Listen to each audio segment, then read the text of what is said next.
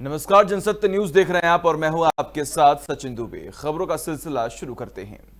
Corona lockdown के चलते फंसे हुए लोगों को निकालने के लिए रेलवे ने अहम भूमिका निभाई। रेलवे बोर्ड के चेयरमैन विनोद कुमार यादव ने कहा कि करीब 2600 से ज्यादा श्रमिक ट्रेनें विभिन्न राज्यों में चलाई गई हैं और 26 लाख से ज्यादा यात्रियों को उनके घर पहुंचाया गया। उन्होंने कहा कि 80% ट्रेनें यूपी और बिहार के लिए चली। उन्होंने कहा कि 20 मई में 4 लाख लोगों ने अब तक यात्रा की है। उन्होंने कहा कि 1 मई को श्रमिक स्पेशल ट्रेनें शुरू की गई। सभी यात्रियों को मुफ्त भोजन और पीने का पानी उपलब्ध कराया जा रहा है। ट्रेनों और स्टेशनों में स्वच्छता प्रोटोकॉल का पालन किया जा रहा है और सोशल डिस्टेंसिंग के नियमों का भी पालन किया गया। रेलवे की तरफ से पहले से ही देश भर में कोरोना लॉकडाउन के चलते फंसे हुए प्रवासी मजदूरों को निकालने के लिए श्रमिक स्पेशल ट्रेन चलाई जा रही हैं और 15 जोड़ी स्पेशल पैसेंजर्स ट्रेन दिल्ली से 15 अलग अलग जगहों के लिए चल रही हैं। हालांकि रेल मंत्रालय ने यह भी घोषणा की है कि वे 1 जून से करीब 200 ट्रेन शुरू करने जा रहे हैं, जिसकी बुकिंग 21 मई से शुरू कर दी गई है। इन सभी चीजों के बावजूद भारतीय रेलवे को पटरी पर लाने के लिए और अधिक घोषणाएं की जा सकती हैं। कांग्रेस के दिग्गज नेता पी चिदंबरम ने आरबीआई द्वारा मौजूदा वित्त वर्ष पर नाराजगी व्यक्त की है। चिदंबरम ने कहा है कि गवर्नर को सरकार से अपना फर्ज निभाने और राजकोषीय उपाय करने के लिए कहना चाहिए।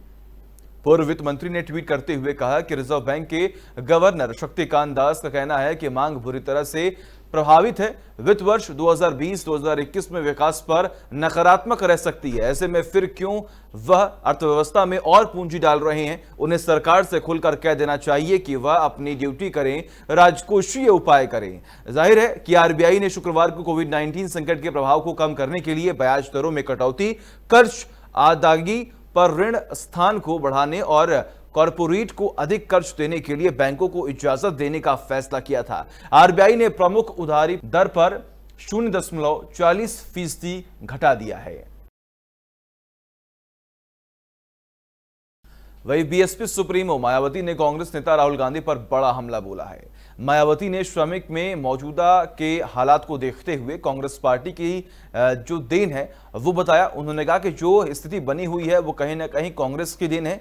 बीएसपी सुप्रीमो ने इस वीडियो को नाटक करार दे दिया है। इसके साथ ही प्रवासी श्रमिक की दुर्दशा के लिए भी पहले की कांग्रेस सरकार को जिम्मेदार ठहराया है।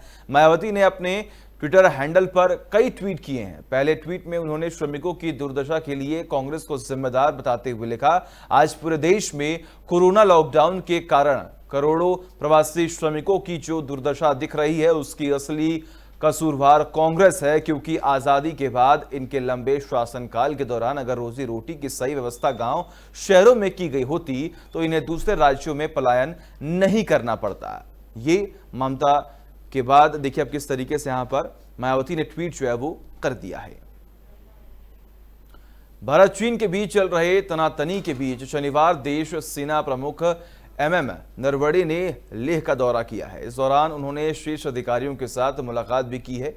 साथ ही आर्मी चीफ ने लेह के 14 सैन्य दलों के मुख्यालय का दौरा भी किया। इस दौरान उन्होंने उत्तरी कमांड के मुख्य अधिकारियों के साथ चर्चा कर ताजा हालात के बारे में जानकारी भी ली। जाहिर है भारत और चीन के बीच सीमा पर एक बार फिर तनाव उभर रहा है। सेना प्रमुख के दौरे से पहले दोनों देशों के बीच सैन्य अधिकारियों के स्तर पर बातचीत शुरू हुई थी। लद्दाख सेक्टर में वास्तविक नियंत्रण रेखा के पास भारत और चीन के फील्ड कमांडरों के बीच उत्तरी लद्दाख में गलवान नाला क्षेत्र में जारी गतिरोध को हल करने के लिए बातचीत चल रही है। शीर्ष सरकारी सूत्रों ने कहा है कि चीन भले ही क्षेत्र में भारतीय निर्माण गतिविधियों पर आपत्ति जता रहा हो, लेकिन हाल ही में उनके हेलीकॉप्टर भारतीय गश्त बिंदु पर आए थे। वही देश भर में कोरोना के मामले 1.25 लाख पार हो गए हैं, लेकिन इस बीच अच्छी खबर है कि देश के कई हिस्सों में कोरोना से स्वस्थ होने वालों के आंकड़े जो हैं वो लगातार बढ़ते ही जा रहे हैं। रिपोर्ट देखिए। कोरोना संकट भले ही बढ़ रहा है, लेकिन इस कठिन वक्त में गुड न्यूज भी सामने आ रही है। अहमदाबाद नगर निगम ने दावा किया है कि बीते 15 दिनों में शहर में रिकवरी रेट में 140% की बढ़ोतरी हुई है। अहमदाबाद के अलावा हरियाणा के झज्जर जिले में भी कोरोना से रिकवर होने वालों का आंकड़ा 100% पहुंचने वाला है। जानकारी के मुताबिक गुजरात के 92% और देश के 43% के मुकाबले अहमदाबाद में रिकवरी रेट्स में 140% की बढ़ोतरी देखी गई है। 21 मई को शहर में रिकवरी होने वाले की दर 38.1 दर्ज की गई थी।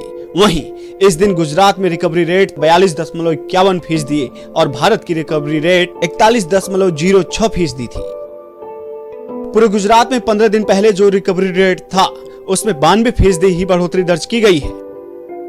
आपको बता दें कि स्वास्थ्य मंत्रालय ने भी कहा है कि देश में कोरोना मरीजों की रिकवरी होने का प्रतिशत तेजी से बढ़ रहा है। यह एक अच्छा संकेत है।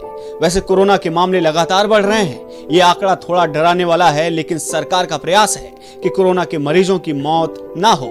Bureau report, Jansatya news. तो देखा आपने किस तरीके से यहाँ पर तमाम जानकारियां जो है वो हमने आपको दी। इसी के साथ फिलहाल इस बुलेटिन में बस इतना ही। देखते रहिए जनसत्य न्यूज।